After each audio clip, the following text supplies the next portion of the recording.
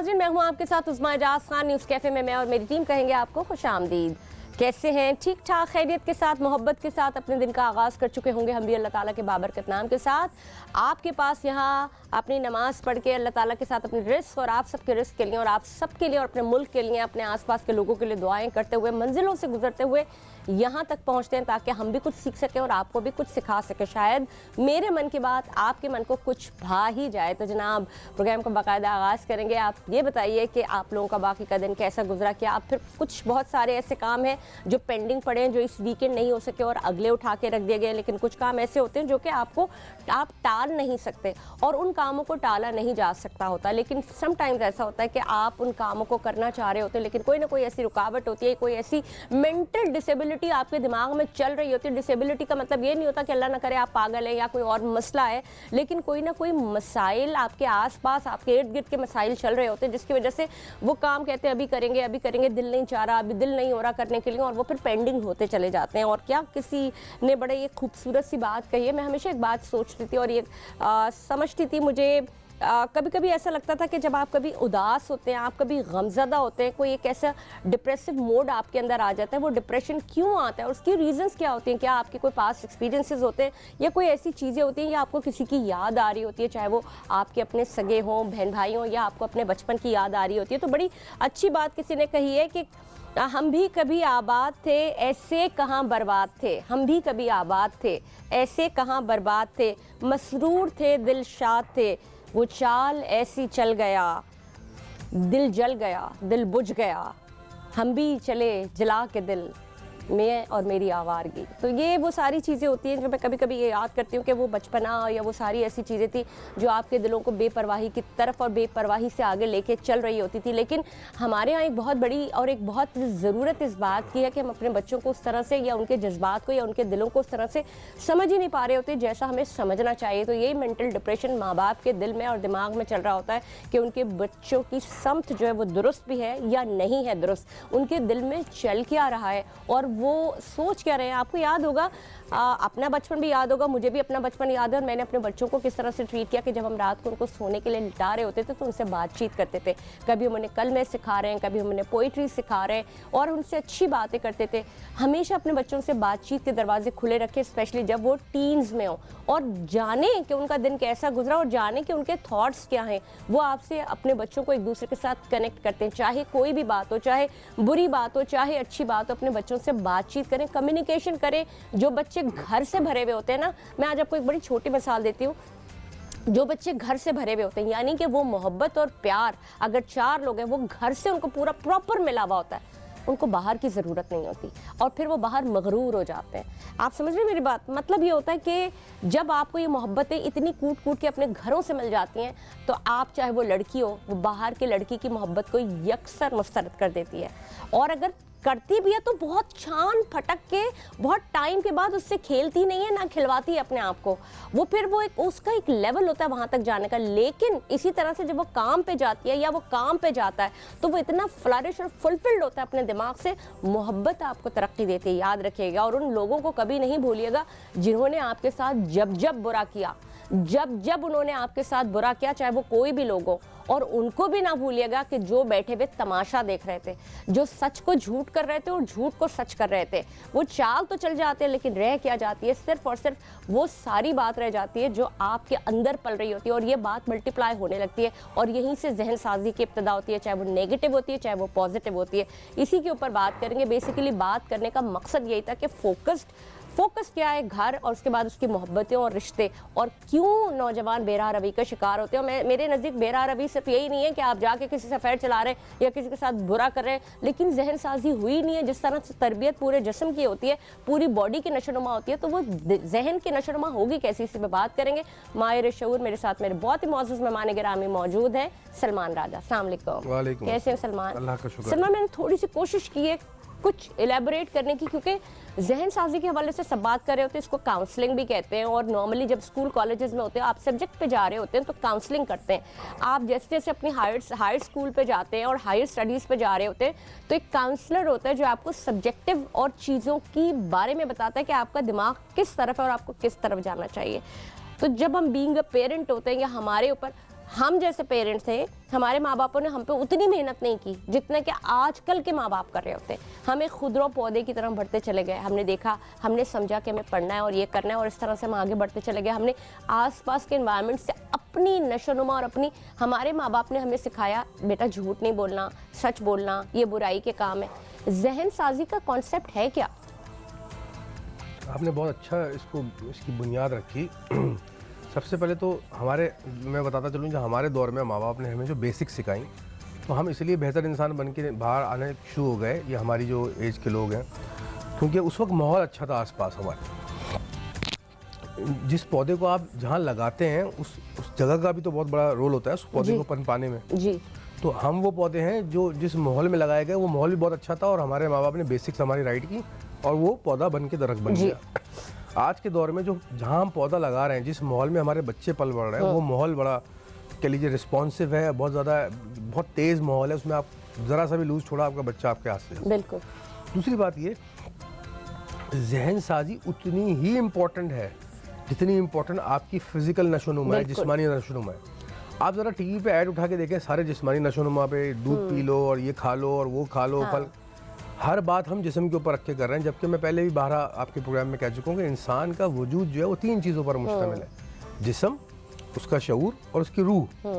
तो हम शऊर और रूह पर तो फोकस ही नहीं कर रहे हैं। इसको हम जहन साजी कह रहे हैं।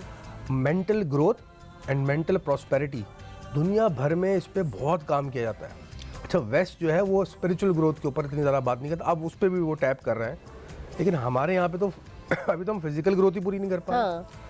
तो जहनी नशोनुमा और जहन साजी बच्चे की उसी दिन से शुरू हो जाती है जिस दिन वो माँ की गोद में आता है। इनफैक्ट जब वो माँ के पेट में होता है तब से शुरू हो जाती है, क्योंकि माँ जैसे सोच रही है वो उसको पनपा रही है, उसको उसके अंदर वो आदतें डाल रही है अपनी जेनेटिकल ट्रांसफॉर्मेशन के जरिए। तो सबसे बड़ा रोल जो होता है वो जहन साजी में वो माँ बाप का होता है। दूसरा बड़ा रोल उसके घरेलू माहौल का होता है, क्या माहौल क्रिएट करते हैं माँ बाप।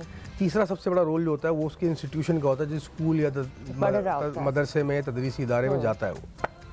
तीसरा बड़ा रोल जो होता है वो उसका इर्द गिर्द का जो खानदान का माहौल होता है, रिश्तेदार कैसे, आपने जिक्र किया कि कौन लोग हैं जो आपके साथ बुरा कर रहे हैं और जो उसको देख रहे हैं बैठ के, जो तमाशा देख रहे हैं, वो भी बराबर के कसूरवार हैं ना। तो ये पहले ज़माने में क्या होता था, हम जब जॉइंट फैमिली सिस्टम में रहते थे, उसके एक फ़वाइद में से एक फ़ायदा ये भी था कि बच्चे को करेक्ट कर दिया करते थे, चाचा मामी ताया ये सब लोग घर वाले होते एक दूसरे की केयर करते थे। आज के दौर में वो नहीं है। बिल्कुल। तो जहनी जो आपने बात की ना, जहनी नशोनुमा और जहन साजी, ये बहुत, इससे करेक्टर बिल्डिंग होती है। बेसिकली आप उसका जहन उसका करेक्टर बना रहे होते, पर्सनैलिटी बना रहे होते। हाँ, बिल्कुल सही। पहले ज़माने में होता था कि बच्चे को स्कूल तो अभी शुरू हुए 50-70 साल पहले, तो किसी ऐसे बुजुर्ग या बरगजीदा शख्स के पास भेजा जाता था कि वहाँ जाके रोज बैठो, शाम में दोपहर में जो भी उस शख्स के पास फारिग वक्त है, 1 घंटा 2 घंटा, ताकि वो बच्चा उसको ऑब्जर्व करता था, ऐसी शख्सियतों को ऑब्जर्व करता था और उनसे सीखता था, किरदार साजी सीखता था। तालीमी तो मामला दिन में घर में भी माएँ पढ़ाया करती थी, कुरान की तालीम और उर्दू अदब और ये सब, लेकिन ऐसे जय्यद लोगों के पास भेजा जाता था जहाँ बैठ के, आपने सुना होगा जितने भी ग्रेट गुजरे हैं उनके बचपन की तालीम फला शख्स के पास। मेरा एक मिसाल इसी बात से मुझे एक चीज़ याद आ गई, सॉरी आपको इंटरप्ट कर रही हूँ। पुराने ज़माने में अच्छे घरानों के जो लोग थे वो वहाँ पे भेजते थे उन एरियाज़ में जिनको हम आज बुरा समझते हैं, ताकि वो उनको आदाब सिखाएं। और वो जो वहाँ की जो ख़वातीन होती थी वो आप जो बच्चा था उसको तौर तरीक़े और आदाब सिखाए जाते थे बात करने के, लखनवी स्टाइल हो गया या जो भी कुछ होते थे। और इसी तरह से मतलब जैसे जो बादशाहों के हमने पुराने ज़माने में वो सुने होते थे, किस्से सुने होते थे या पढ़ा होता था कि बच्चा 12 साल से ऊपर का वो 14 साल को उसको घुड़साजी के लिए भेज दिया, तीरंदाजी के लिए और इस किस्म के और बहुत सारे। तो ये जो एज होती है ना टीन्स वाली 13+, ये बहुत क्रूशल एज है। ये तो अभी आपने ज़्यादा पुरानी बात नहीं की, मैं तो और पीछे चले जाए हम। तो मेरा अभी रिसेंटली कोनिया जाना हुआ, मौलाना रूमी के मज़ार के ऊपर। तो वहाँ पे उन्होंने वो दिखाया, म्यूजियम बनाया हुआ कि पहले जो है ना कूचे और खानकाहें बनी हुआ करती, वो पूरी खानकाह बनी है उनके मज़ार के पास। उन्होंने डिपिक्ट किया हुआ है कि खानकाह में छोटे छोटे कमरे जिनको कूचा कहा करते हैं हम लोग, कूचे और खानकाहों का लफ्ज़ वहीं से आया, फारसी से और अरबी से। तो उन कूचे और खानकाहों में इल्म और तदरीस हुआ करती थी, वहाँ बैठ के बंदा जिक्र अज़कार किया करते थे, गौर व फिक्र किया करते थे, पढ़ा करते थे कुरान और हदीस और दुनियावी मामलात फ़लसफ़े के ऊपर गौर व फिक्र किया करते थे। ये चीज़ आज के दौर में आपको ज़ीरो नज़र आती है। आज के दौर में हमारे हाथ में मोबाइल है, मैं इसको बुरा नहीं कह रहा, लेकिन इसमें बहुत कुछ जो है गलत भी है, बहुत कुछ जो है वो अनवेरिफाइड भी है। जो मोबाइल में आया वो जरूरी नहीं है दुरुस्त हो। बिल्कुल सही है। ये हम पहले भी बात कर चुके हैं। तो आप जो कुछ भी पढ़ रहे हो, सुन रहे हो, देख रहे हो, जिस सोहबत में वक्त गुजार रहे हो, ये सारी चीज़ें मिला के आपके करैक्टर को बनाती हैं। आज जो उज़ुमा साहिबा सामने बैठी हुई हैं, ये मजमुआ है आज से पहले जो कुछ भी आपने देखा है, सुना है, करा है, सोचा है, समझा है, आपकी तरबियत की, उस सब का मजमुआ आज आप मेरे सामने बैठे हैं। बिल्कुल। तो आपकी शख्सियत साजी हर लम्हा हो रही है, हर सोच के साथ हो रही है, हर चीज़ जो आप देख रहे हो। तो माँ बाप को चाहिए, जब बच्चा छोटा होता है तो बहुत फिक्र से ये गौर करें और बहुत इसकी फिक्र रखें कि वो बच्चे को क्या तरबियत कर रहे हैं, क्या माहौल क्रिएट कर रहे हैं। बच्चा अगर देख रहा है माँ बाप लड़ रहे हैं तो बच्चा सीखेगा, चीखना सीखेगा। अच्छा, बात सारी होती है कि देखिए कुछ चीज़ें ऐसी हैं कि जिनसे आप नबरद आज़मा हो ही नहीं सकते। यानी कि अगर घर में लड़ाई झगड़े हो रहे हैं, अगर आपने जैसे जॉइंट फैमिली सिस्टम की बात की, जॉइंट फैमिली सिस्टम में दादा दादी, चचा ताया सब होते हैं और आप रह रहे होते हैं, वहाँ पे गलतियाँ भी होती हैं, वहाँ पे आप रोक लेते हैं, कभी कोई आपकी बच्चे की बेजा हिमायत कर देता है किसी चीज़ के ऊपर जहाँ पे टोकना चाहिए वहाँ टोका नहीं जा रहा था, फिर वहीं पे बच्चे को कहीं ना कहीं हरास भी किया जा रहा होता है।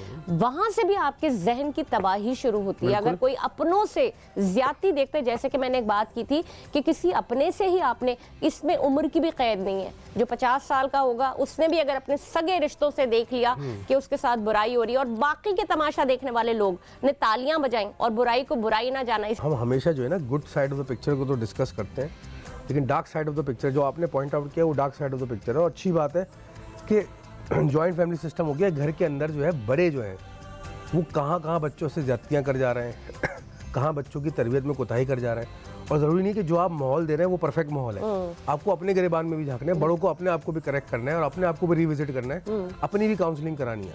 अब यहाँ हम लोग जो है उसको टैबू बना लेते हैं, शर्मिंदगी का हमें एहसास होता है कि हम काउंसलिंग कराएं इस उम्र के अंदर। नहीं भाई, आप भी गलत हो सकते हैं। और मेजॉरिटी लोग जो और होते ही देखिए, ज़माने हज़रत अली का कौल है कि तुम अपनी औलाद को ज़माने के लिहाज से पालो ना, इस तरह का कोई कौल है, एग्जैक्टली वर्ड मुझे याद नहीं है। मैं आपको बताऊं कि कोशिश मैंने की, जब मेरा बेटा 12 साल से टीन्स में आया, मैंने अपने आप को एजुकेट करना शुरू किया, मैंने पढ़ना शुरू किया कि मैं इससे बात कैसे करूं, फिर मैंने करनी शुरू की।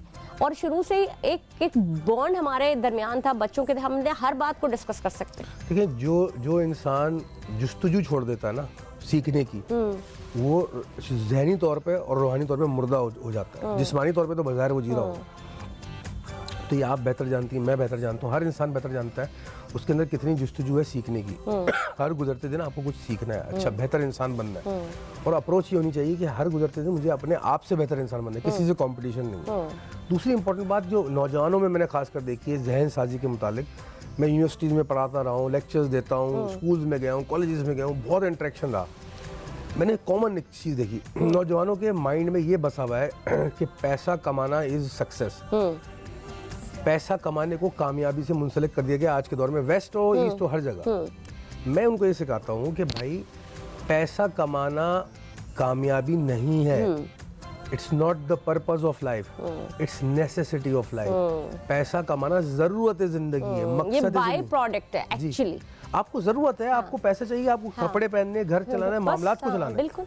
लेकिन आपने इस चीज को उठा के मकसद जिंदगी बना लिया, इसी के पीछे सब भाग रहे हैं। अच्छा, एक क्योंकि मैं अपने बाप दादा को ये करता हुआ देख रहा हूँ तो मैं भी वही कर रहा हूँ। बिल्कुल बिल्कुल, जो एसेंस है ना लाइफ का वो चला गया है। अब मैं, जैसे आपने बड़ी अच्छी बात की, नौजवानों में फुकदान क्या है, नौजवानों में मुझे जो लगता है, क्योंकि हम थोड़ा सा इस पे बहुत लोग बात करते हैं मेंटल हेल्थ ख़राब है, नौजवानों में फुकदान है उस एसेंस का, उस क्वालिटी ऑफ लाइफ का। मुझे जो लगता है उससे आपका जहन मुंतशिर होता है। यानी कि अगर मैं इसकी छोटी सी मिसाल दूँ नाज़रीन आपको भी, और आप इसको थोड़ा एलैबोरेट कीजिएगा, फोकस हट गया है। फोकस, जब आपका फोकस नहीं होता ना कि आपको कमाना है या आपको सुबह 4 बजे 5 बजे उठना है, काम करना है, चाहे आप जो भी काम करें, क्योंकि उसमें उस काम में आप डिस्ट्रैक्ट करते ना, आपने सोचा कि इसमें बड़ा मजा है, इसमें पैसे, इसमें भी घुस जाऊं, इसमें बड़ा मजा है, इसमें भी पैसे, तो आपकी डिस्ट्रैक्शन हो जाती है।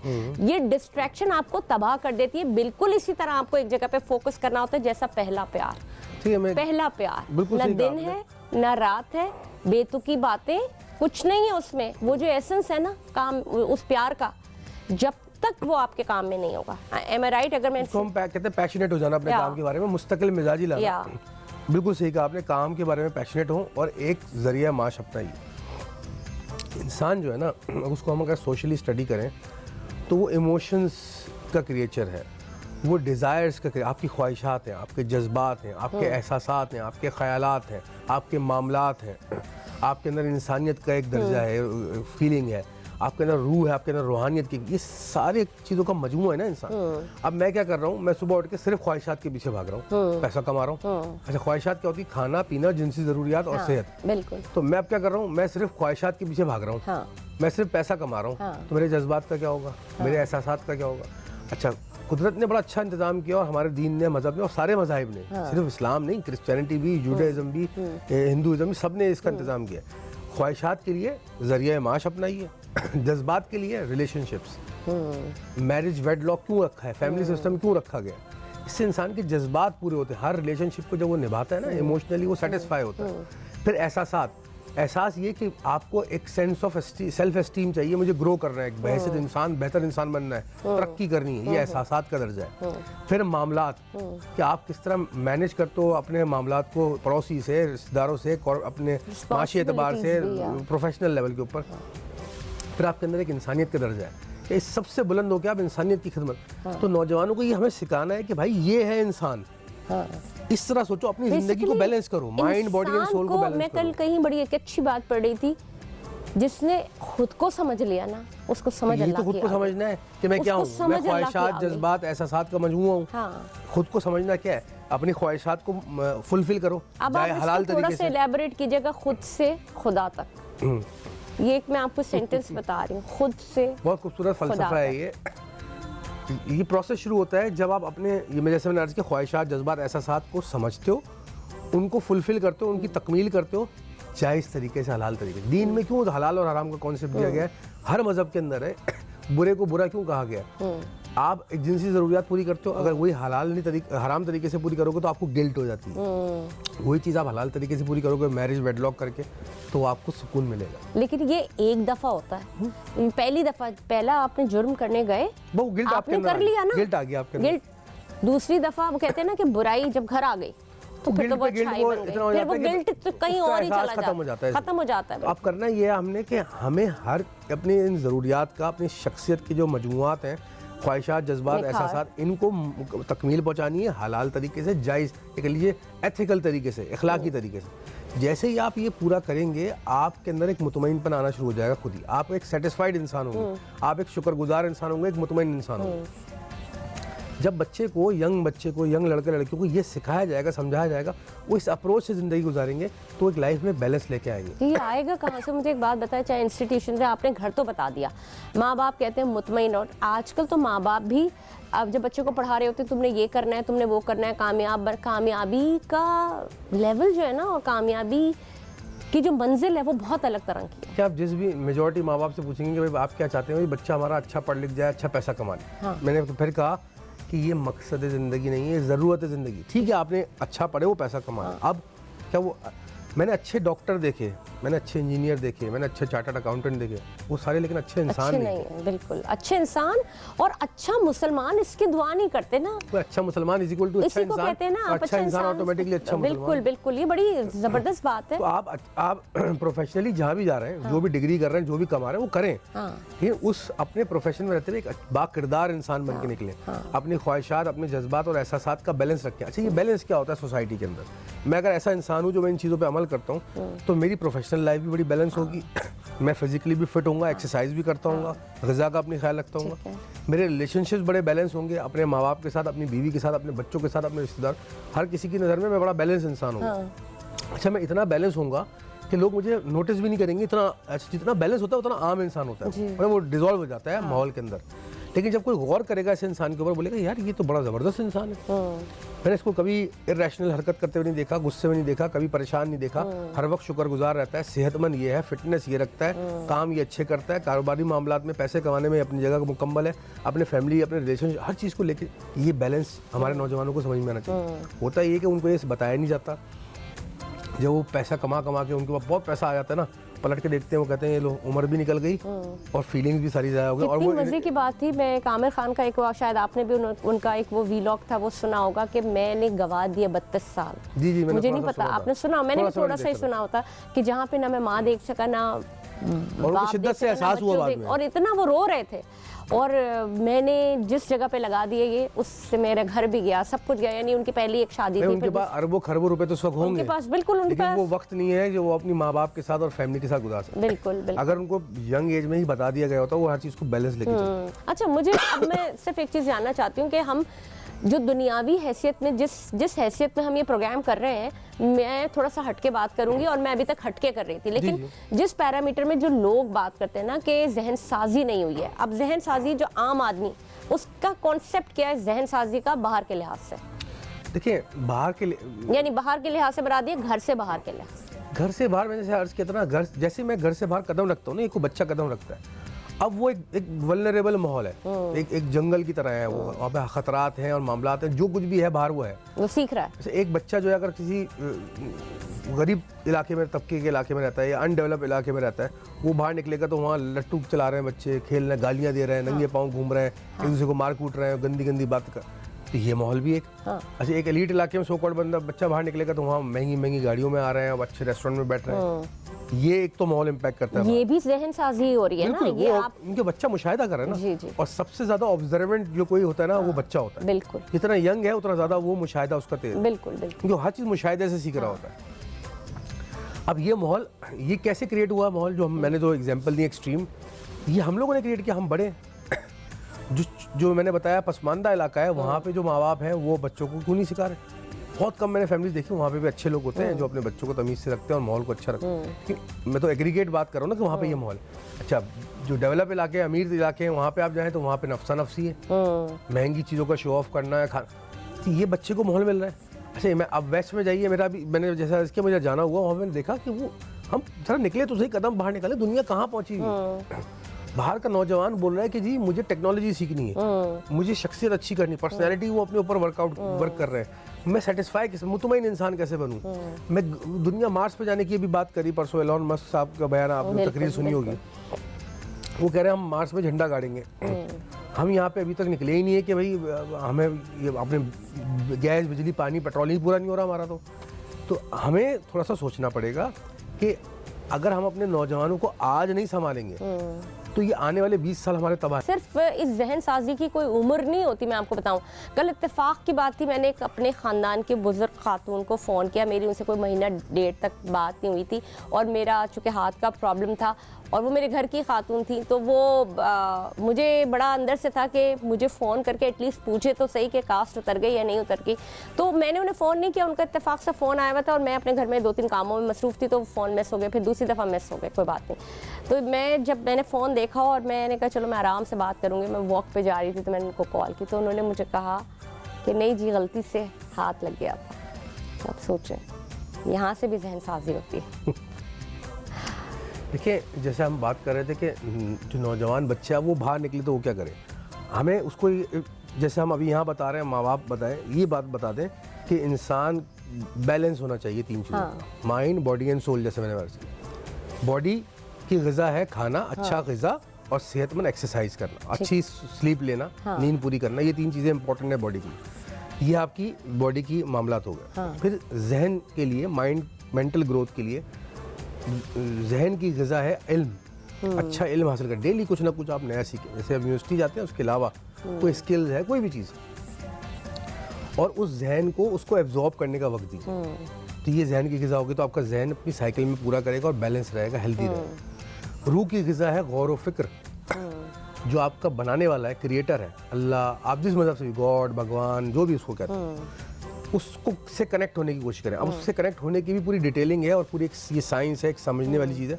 लोग अज्यूम कर लेते हैं जी मैं कनेक्ट हो गया और मैंने उससे बात कर ली, ठीक है, वो काबिल एहतराम है, लेकिन उस पर भी गौर व फिक्र करें, उस पर स्टडी करें और कुछ वक्त डेली तन्हाई में गुजारें, आधे से 1 घंटा, जिसमें सिर्फ अपने ऊपर रिफ्लेक्ट करें कि मैं क्या हूँ, मैं कौन हूँ, मैं क्यों हूँ, मैं कहाँ, क्यों दुनिया में, मेरा वजूद का मकसद क्या है, मुझे कहाँ जाना है, मेरा अल्टीमेट पर्पस क्या है। जैसे मैंने पहले अर्ज किया, पैसा कमा लें, अमीर हो, पैसा कमाएं, भागें पैसे के पीछे, लेकिन सिर्फ पैसे के पीछे ना भागें, जहन को भी मुतमईन रखें और रूह को भी मुतमईन रखें, तीनों का balance, mind, body and soul का हार्मनी। पैसा को ज़रूरत के लिए कमाइए। जिस दिन आप जब नौजवान इस सोच के साथ बाहर निकलेगा ना कि पैसा मुझे कमाना है, वो मेरी जरूरत है। पैशनेट तो हो ना। हाँ, पैशनेट हो, जरूरत है, हाँ, मकसद नहीं। मकसद नहीं। इस चीज को मेंटली क्लियर करें नौजवान। अच्छा, ऐसा नहीं होता कि जैसे आप जो काम कर रहे हैं या मैं जो काम कर रही हूँ, मैं वैसे एक बात बता रही हूँ कि जब आपको अपने काम में मजा आने लगता है ना, जब आपका काम आपकी हॉबी होता है, आपको पैसे की परवाह नहीं होती। मैं अपनी बात बता रही हूँ, और मैं सिर्फ इसकी बात नहीं करी, मुझे मेरे ज़बान और मेरा जो गौर फिक्र कर आप अपने काम में आप अगर कीन होते तो पैसा आपके खुद ब खुद पीछे आता। दुनिया में जितने भी माशी तौर पे कामयाब लोग हैं ना, बड़े बड़े बिल गेट जिनका नाम भी हम लेते हैं, इन सब में ये चीज़ कॉमन थी जो आप बता रही कि वो काम को इसलिए नहीं करते थे कि उनको काम करना है और पैसा कमाना, पैसे मिलेंगे। हाँ। वो काम इसलिए करते थे, उनको उससे प्यार था, उस इश्क था, वो पैशनेट थे, उनको मजा आता था वो करने में। तो आप जो काम कर रहे हो उसमें मजा आने लगे, या जिस काम में मजा आता है वो करने लगो, तो आप फिर पैसा इरेलेवेंट हो जाता है। ये फाइनेंशियल जो नीड है वो फिर आप उससे बेफिक्रे हो जाते हो ना, वो पूरी होने लग जाती है। लेकिन मैं फिर कहूंगा कि उसको आप पर्पस ना बनाना, पैसे को पर्पस ना बनाओ, पैसे को जरूरत रखो, और जरूरत बहुत इंपॉर्टेंट है। बिल्कुल, उसके बगैर सर्वाइव नहीं कर सकते। पैसे से ज्यादा जरूरत इंपॉर्टेंट है, और मैं कहती हूँ कि पैसा बाय प्रोडक्ट है। यानी अगर आप कुछ लेने जा रहे हैं तो ये कागज के कुछ नोट है ना, तो वो आपने सिर्फ एक्सचेंज कर दिया। अब आपको उसके लिए उसको उस पत्तों को लाने के लिए आपको मेहनत करनी है। अब वो किस एंगल में करनी है, किस मोड में करनी है। अब मुझे बताएं कि जो बाहर का जो नौजवान बच्चा है, जो हमारे घर से बाहर है, या हमारा बच्चा जब घर से बाहर जाता है, तो जो उसकी जहन साजी, आपने जैसे कि बताया कि वो माहौल देख रहा है, घर में कुछ और माहौल आ रहा है, बाहर कुछ और, करे क्या? देखिए, बड़ी मशहूर कहावत है कि जिन लोगों में बैठते हो, जिस सोबत में बैठते हो, वैसे बन जाते हो। माँ बाप का काम, माँ बाप और ये करते भी हमारे माशरे में कि वो मेक श्योर करते हैं कि बच्चा सही सोबत में, दोस्तों की सही गैदरिंग में बैठ रहा है कि नहीं। नौजवान खुद भी इस बात पे गौर रखते हैं कि आप किन लोगों के साथ उठ बैठ रहे हैं। मैंने ऐसे बहुत सारे नौजवान यंग लड़के लड़कियां देखे जो, जिनकी जब मैंने उनको गाइड किया कि भैया अपनी आप सोबत चेंज करें, अपनी गैदरिंग चेंज करें, फ्रेंडशिप, तो उनके अंदर बहुत ड्रास्टिक चेंजेस आ गए, बहुत ज़बरदस्त चेंज आया उनकी शख्सियतों के अंदर। और उनको बाद में एहसास हुआ कि वाकई में हम जिन लोगों के साथ उठ बैठ रहे थे, अच्छा, वक्त ज़ाया कर, अगर आपकी इस गैदरिंग में कोई ख़राब है हो गया, इंसान को गलत आदतों में लग गया है, तो उसको डिस्कार्ड भी नहीं करना चाहिए, उसको हेल्प करें, आखिरी हद तक जाए, कोशिश करें कि वो बेहतर हो जाए। चाहते हेल्प लेना, अगर नहीं चाहते फिर उसको छोड़ दो उसके हाल पे, लेकिन अपनी कोशिश तो पूरी करें ना। इखलाकी तकाजा तो ये है। दूसरा, आप फर्स्ट थिंग इज योरसेल्फ, अपनी ज़ात को बेहतर करेंगे तो दूसरों के काबिल होंगे ना। बिल्कुल। तो अपने आप को, अपनी सोबत को बेहतर करें। दूसरी इंपॉर्टेंट चीज़ मैंने बताया कि पैसे को ज़रूरत के तहत कमाएं। तीसरी चीज़, मुतमईन होना सीखें जिंदगी में। अगर आप मुतमईन नहीं है तो आप कामयाब नहीं है। कामयाब सिर्फ वो इंसान है जो मुतमईन है।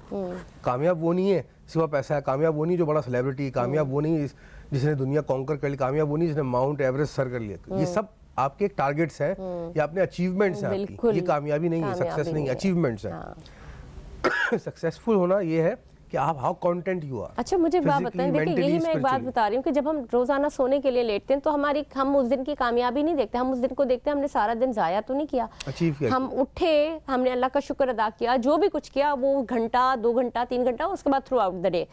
तो ये सारी चीजें जो है ना उसका निचोड़ होती है जो सामने आती है। आपने बड़ी अच्छी बात की कि मुतमईन होना सीखे। मैं मुतमईन होने की भी बात करती हूँ। मैं एक वैसे एक बात बता रही थी, मैं कहीं पढ़ भी रही थी कि हमारी मुतमईन होना क्या है, नफ्स को रोकना, नफ्स के साथ लड़ाई करना और अपने आप को समझाना कि वी आर हैप्पी, ये एक मुतमईन होना है। ये आप मुतमईन हो गए। लेकिन मैं किसी स्कॉलर को सुन रही थी, उन्होंने कहा था ये जिंदगी है, यहाँ मुतमईन होने नहीं आए, यहाँ मुतमईन, यहाँ हर दिन एक जंग है, हर दिन एक जंग है, हर दिन आपका ब्लड प्रेशर बढ़ेगा, हर दिन आपका एंजाइटी होंगे, हर दिन आपको डिप्रेशन होगा।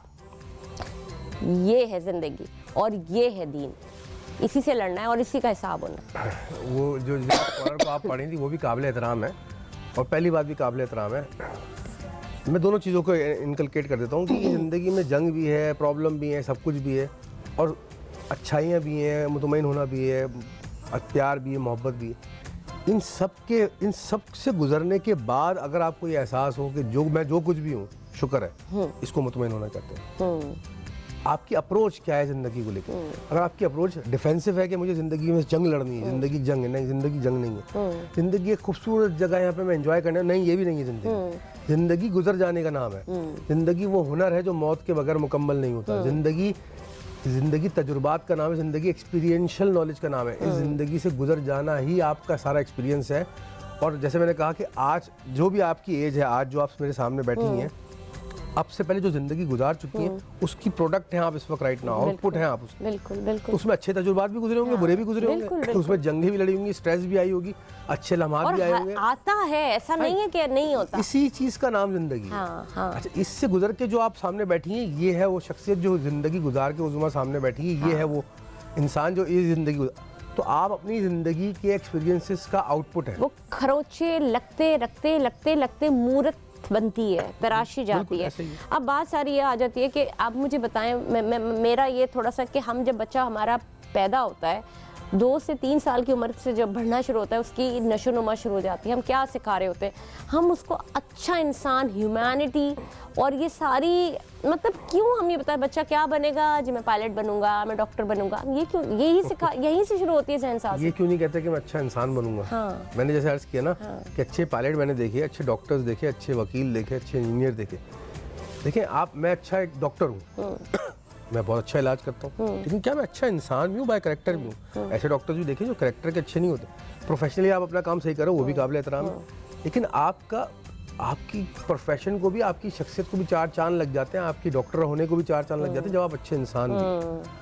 अच्छा डॉक्टर वो होता है जो उसके पास लोग आते हैं उसका इलाज करता है। अच्छा इंसान वो होता है कि जिस उसके पास जो भी आता है वो उससे माशरा बेहतर कर देता है, वो जहाँ होता है वहाँ से माशरा बेहतर करता है। अच्छा इंसान जहाँ बैठेगा, जिससे इंटरेक्ट करेगा, जिससे ताल्लुक कायम करेगा, जिससे बात करेगा, खैर ही बिखेरेगा, क्योंकि वो अच्छा, एक कामयाब, एक मुकम्मल, एक जामे इंसान है। और ये कॉन्सेप्ट भी हमारे माशरे में माजरत के साथ रिलीजियसली गलत दिया जाता है कि हाँ आप परफेक्ट हो ही नहीं सकते। देखिए हम परफेक्ट होने नहीं आए ना, हमें परफेक्ट बनना है। परफेक्ट सिर्फ अल्लाह की ज़ात है, बिल्कुल सही है, और परफेक्ट इंसानों में रसूल अकरम सल्लल्लाहु अलैहि वसल्लम की ज़ात है। ये आप जो भी मज़हब फॉलो करते हैं उनकी प्रॉफिट की बिल्कुल काबिल एहतराम बात। तो हम उन जैसा तो बन सकते हैं, वो नहीं बनना, हमें उन जैसा बनना। बिल्कुल। मैं बोला मुझे कप नहीं बनना, मुझे कप जैसा बनना है। तो वो हम 99 तो बन सकते हैं ना, हम 98 तो पहुंच सकते हैं, 100 नहीं। आप, मैं कहती हूँ इत्तिबा में अगर आप एक कोना ही पकड़ ले तो चलना तो हम उस अप्रोच से चलते नहीं। हम कहते हैं क्योंकि हम हो ही नहीं सकते, इसलिए हम चलेंगे नहीं, हमें अच्छा आपने बड़ी एक अच्छी बात की, आपने सोहबत की बात की। हम ये सिर्फ नौजवानों की बात नहीं कर रहे, 60 साल का आदमी भी अपने आप को नौजवान नहीं समझता है, सोहबत उसकी भी खराब होती है। अगर उसकी सोहबत खराब है इस उम्र में तो वो भी खराब ही रहेगा। अच्छा, यहाँ सोहबत खराब से मुताल्लिक मैं क्या कहना चाहता हूँ कि लोग समझते हैं सोहबत खराब हमारा एक स्टैंडर्ड स्टेटमेंट पैटर्न है ना, ये पैटर्न बने कि ये सोहबत खराब है। सोहबत खराब वो होती है जहाँ से आपका किरदार तबाह हो रहा हो। किरदार में ही आता है ना, लेकिन नजर कब आता है? सोहबत किसी की बुराई ये वो नहीं होती, ये आपको नजर कब आता है? जब वो उसका इम्प्लीमेंट हो रहा होता है और उसके आउटकम्स दिख रहे होते हैं, तो कहते हैं जी सोहबत खराब है। देखिए एक कमरे में मैं तनहा बैठा हुआ हूँ, किसी की कोई चीज़ पड़ी है, किसी का कोई माली चीज़ पड़ी हुई है मैं जानता हूँ मैं उसको छुपा सकता हूँ, चोरी कर सकता हूँ, वो अगले बंदे को पता भी नहीं चलेगा। अब मेरी सोहबत का असर आता है, अब मेरी किरदार आता है, मेरा गिल्टी कॉन्शियस आता है, या मेरा सेल्फ आता है कि मैं तो देख रहा हूँ, मैं तो जानता हूँ कि मैं गलत अमल कर रहा हूँ, मैं एक गलत काम कर रहा हूँ, किसी की नाहक चीज़ उठा रहा हूँ। तो अगर इंसान के अंदर ये कॉन्शियस जाग जाए, ये शऊर जाग जाए, ये बेदार हो जाए ये फीलिंग, तो यकीन करें वो अगर सहरा में भी खड़ा होगा ना और उसको एक कोई चीज़ मिल जाएगी या कोई वहाँ पे भी किसी के साथ ज्यादती नहीं करेगा, क्योंकि उसको अपना ज़मीर होगा। उसको हम कहते हैं ज़मीर का मलामत करना। ये चीज़ सोहबत से आती है। जब आप किसी दूसरे को ये करता हुआ देखते हो कि यार ये किरदार की उस बुलंदी को डिस्प्ले कर रहा है, तो ये लेवल है, उससे फिर आप अट्रैक्ट होते हो, आप दिल से अट्रैक्ट हो तो फील करते हो। अब हमारे माशरे में क्या है, अब बाहर निकले मैंने देखा बैठे हुए दोस्त यार बैठे हुए वो आपस में क्या बातें कर रहे हैं, तो कोई भी 2 नंबर काम करो या पैसा कमा लो, अरे ये फ्रॉड करो पैसा कमा लो, ये दोनों ये शॉर्टकट है, इससे पैसा कमा। अल्टीमेट गोल क्या होता है? पैसा आ जाए हाथ में। अच्छा उसके बाद मैं उनसे पूछता हूँ क्या करोगे आप? पैसा आएगा, हम खुश होंगे, हमारी अयाशी होगी, ये होगा वो होगा, दुनिया देखेगी हमें। आप कुछ नहीं कर रहे, अपनी नफ्स और अपनी तकब्बुर, अपनी ईगो को प्रमोट कर रहे हो, उसको फीड कर रहे हो। लेकिन एक ये भी बात है ना कि अब मैं थोड़ा सा आपको बताऊं कि नौजवान के अंदर ये जज्बा पैसा कमाने का या किसी और ज्यादती का बदला लेना, यानी अगर आपके अंदर कोई कमजोरी या किसी ने आपके साथ ज्यादती कर ही दी तो आप अपनी ताकत से, आप अपनी एबिलिटी से उस कमजोरी पे काबू पाएं। अब क्या तरीका है? दुनिया माशरा आपको दुनिया और माशरा आपके आउटलुक से ही देख रहा और जान रहा है, वो आपसे मिल भी उसी वजह से रहा है। आपको अगर कटा रहा है, आपके साथ ज्यादती हो रही है, तो अगला जो तमाशा बना हुआ देख रहा है वो क्यों तमाशा तालियां पीट रहा है? उसकी रीजन है आप कमजोर है, ठीक है। लेकिन अगर आप, अल्लाह ने आपको ताकत रखते हुए, आप ताकतवर हैं, आप हिम्मत वाले हैं और आपके पास पैसा दौलत जायदाद सब कुछ है, और आप किसी का जुल्म, किसी ऐसे का जुल्म बर्दाश्त कर रहे हैं जो ताकतवर नहीं है, तो ये फिर आपका मामला आ जाता है अल्लाह और उसकी तरफ। ये अल्लाह ताला बहुत सारी ऐसी आला चीज़ें- ज़र्फ़ी है ये। और दूसरी बात ये कि आपने कहा अगर आपके साथ कोई ज्यादती कर रहा है ना, उस ज्यादती तकलीफ को अपना फ्यूल बनाइए, अपनी शख्सियत को यही बात मैं स्ट्रॉन्ग कह करने रही के हूँ, लिए। उसी को उसको ताकत बनाए ना। अब उस ताकत बनाने के लिए कोई बुरी बात नहीं है कमाना, और अपने आप की पर्सनालिटी बिल्डिंग करना, अपने आप को ताकतवर, अपने आप को पैसे से, अपने आप को फ्लरिश करके देखें लोग। दुनिया इसी के पीछे और है। मकसद ये होना चाहिए कि मैं अपने आप को बेहतर अपने आप को खुद खुश रह बदले सकें की आग ना। में नहीं। बदले की आग, लेकिन मैं सिर्फ ये बात बदले की आग की बात नहीं हो रही। आप जो आपके ऊपर तालियां पीटे थे, आप उनको भी देने वाले बन सबसे बड़ा जवाब तो यही होगा ना कि आप कामयाब होंगे। बिल्कुल बिल्कुल। देखिए, ignorance is the best policy, revenge, best revenge जिसे कहते हैं, and making yourself stronger as an personality is the best display you can give to the world. अब मैं चाहती हूँ यही हूँ कि आप नौजवान जो देख रहे हैं या फिर माँ बाप जो देख रहे हैं, थोड़ा सा बताइए कि जो टीन एजर्स बच्चे होते हैं या फिर ये 18 साल स्पेशली इससे ऊपर के, इनकी जहन साजी किस तरह की जो डेलिबरेटली बताइए। देखिए, एक तो तमाम माँ बाप जिनके बच्चे जो है 14 से 18 साल की उम्र में, उन सबको ये समझना ज़रूरी है कि ये उम्र जो होती है सबसे ज़्यादा नाजुक उम्र होती है, बिल्कुल कहते हैं ना बारीक कांच की तरह। और बच्चा इतना ज़्यादा इमोशंस के और डिज़ायर्स के पीक के ऊपर होता है कि आप इतनी सी भी उसको कोई इशारा करेंगे, उसको फ़ौरन इमोशनल मीनिंग या डिज़ायरस मीनिंग निकालेगा, यानी उसको ख्वाहिशात और जज्बात से मुंसलिक करेगा। तो माइंडेड, अगर आपने उसके जज्बात को के धारा को गलत रुख पे मोड़ दिया ना, और फिर उसको आप कंट्रोल नहीं कर पाए, वो वहीं बहता चला जाएगा। इस तरह शख्सियतें खराब होती हैं बच्चों, ड्रग्स में जाते हैं फिर। इस एज में आप इंतहाई ओपन माइंडेड रहिए और उसको वेलकम कीजिए, फ्रेंड्स की तरह। तो फिर वही उसकी बेहतर जहनसाजी हो सकेगी। बहुत बहुत शुक्रिया सलमान, अब हमारे साथ मौजूद है। दिल तो नहीं चाह रहा मेरा प्रोग्राम ख़त्म करने के लिए, लेकिन क्योंकि इतने सारे सवालात हैं जो मेरे अंदर चल रहे हैं। मैं अभी कल कोई एक कोटेशन देख रही थी, उसमें अमिताभ बच्चन साहब बता रहे थे कि जो मुझे जूते लत्तर पड़े हैं ना, मेरे माँ से, मेरे बाप से, या हैंगर या बहुत मार पड़ी है, उसकी वजह से आज मैं यहाँ तक पहुँचा हूँ। तो हम सबको भी इससे फ़र्क नहीं पड़ता जो वेस्ट सिखाता है कि अपने बच्चों को ना मारो या टोको नहीं या ये नहीं करो। इससे ये आपके दिल का टुकड़ा होते हैं, या आपके कलेजे का, आपके जिस्म का हिस्सा होते हैं। आप उनकी बेहतरी के लिए बहुत बेहतर तरीके से भी समझाते हैं। जहाँ डांट की ज़रूरत होती है वहाँ डांटा भी जाता है, और एक आध कोई शपथ लगाने में कोई फ़र्क भी नहीं पड़ता। उनकी अच्छी जहनसाजी करें और उनको वो माहौल दें जिससे वो अपनी जहनसाजी बेहतर अंदाज में कर सके। तो जनाब, आज के प्रोग्राम में अब तक के लिए इतना ही। मुझे दीजिए इजाज़त। मैं हूँ आपके साथ उज़्मा एजाज़ खान, पाकिस्तान जिंदाबाद।